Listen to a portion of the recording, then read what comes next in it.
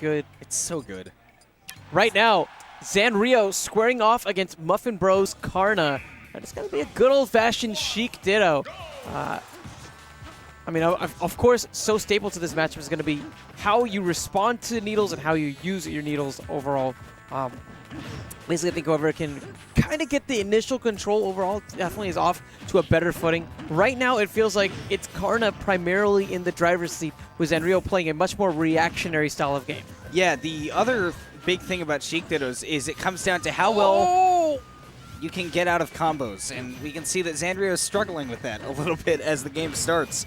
And of course, it's tough to do against Karna, seeing that he's at least definitely, like in the South, one of the best comboing Sheiks that you can find. Oh, not just combos. This is where I think Karna is at his strongest, is whenever he has you trapped at the ledge. Just look the next time Zanryo is hanging onto the ledge and how much damage he's going to take. There's Zanryo making me eat my words. The quick frame data from Sheik allowing Zanryo to contest the edge trapping capabilities that Karna is known for. Yeah, and making him eat a real nice amount of percent now. I mean, he's got him up to a very, very nice percent, especially for a Sheik ditto. He's racking this damage up pretty quickly. It's all going to come down to if Zanryo can get this kill before he goes up to 100% himself. So tricky. The ambiguous launch of the bouncing fish allowing him to really sneak back onto the stage. Up smash trades. Not a sweet spot. Now Karna, a second shot, gets the vanish though, and actually gets the stock? Are you joking? I think the same thing happened there as it did in the first stock, where Zanryo was trying to DI out of the combo or just trying to get away from Karna, and he ended up just falling into the blast zone because he was just pulling so hard to get away from Karna. I think that the big adjustment that Zanryo needs to make is that he should realize that it's a lot more to his advantage to just trade aerials against Karna, because when you can disrupt Karna's combo game, it's actually very difficult for him to get it back on that train. You know, characters with strong aerials like Game & Watch and Mario, they'll have, you know, they both have a crappy time in the neutral, but if they're getting comboed, they don't have such quite a bad time because they can just trade out of it. Right, exactly. Just those quick options to get out of trouble. We definitely need to see that from Zan. Lost stage control momentarily. Karna, however, seems like he's going to be on the verge of just keeping it back. Zanryo in the lead now, however. I mean, you know, whatever person-to-person counterpick Lilat Cruz was, it's working out for him so far.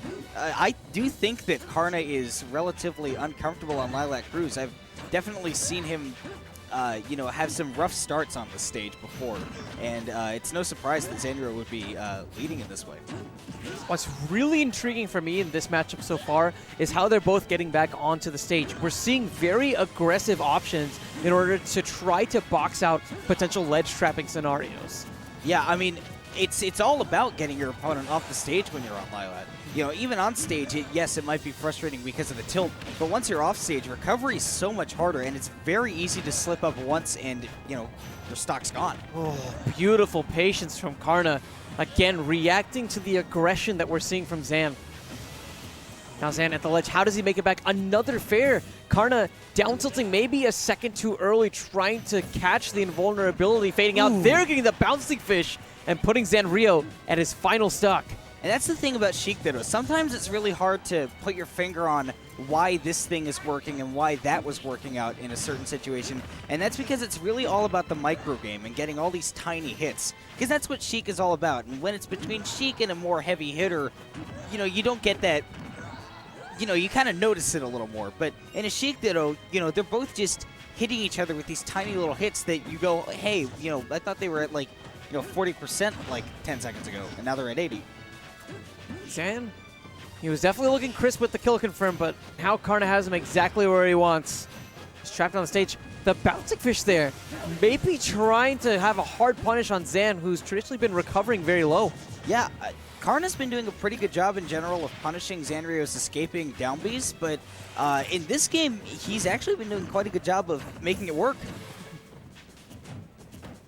Karna's gonna he's having a little bit of trouble right now. Zanryo's doing a great job of walling him out, using his hitboxes to their full potential. Don't know if that side B was intentional. Yeah, it looked a little bit suspect. 2 F smash whiffs what on earth is going on right now? Now Karna, the trade gives him some favorable control overall, but now we're seeing the down tilt from Zanryo instead. It's an option we haven't seen yet in regards to how he makes it back onto the stage. Good up B back. It is very dangerous to not, in a Sheik Ditto, to not use your up B to get back onto that ledge against Karna, because he will just spot out where to use that bouncing fish, which he'll do not yet.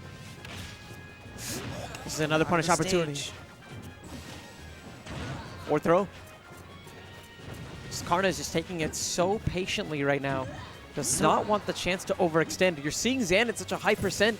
I feel like a fair here would be more than enough. Oh, how did he make it back on stage? And how did he get the up smash? At 169%. Zanryo, with all of that rage, gets the diamond cutter to send it into game 3. That was such, like, we talked about how Sheik Dittos are almost always all about the micro game, but when it comes down to it, if you have a tough time finding that kill, there's no way you're going to win the game. And Zanryo said, all right, you're exactly at kill percent. Here's the kill. Yeah, it felt almost like he was just waiting too long, right? It's one of those things where you look at the Scantron and you go over the test once, you go over it twice, you're going over it 3 times, making sure that you're going to be able to input in the right guess, right? And that cost him. That gave Zan the precious time to get back onto the stage and make the comeback. Yeah, that's the kind of player that Karna is. He will not, go for victory until he knows that it is absolutely secure that he's going to get it. And it's sometimes, most of the time, that's a really good thing. He'll go for it until he knows that there's no way that this is going to be wrong. I can't be punished for this. But sometimes, if your opponent can figure that out, they realize, okay, I'm just going to keep putting myself into disadvantageous positions until he doesn't know, he's thinking that it's not safe to do this. It's almost a risk-averse style of play, right? He just wants to be as safe as possible. And just look at the punishment that we're seeing with that type of play in particular. Karna only taking 9% while stealing an entire stock from Zanryo. I really think this is down to him being on a stage that he's more comfortable with. I mean, I mentioned it before. He always seems a little less comfortable on Lylat, and this game doesn't seem like any exception. Lost that game 2, and just taking this game 3 so far pretty convincingly. 13%, 21% is all Zanryo has had to offer. Yeah, I mean what is that? A few hits. Meanwhile, Karna just running a train right now. Zanryo nowhere to escape.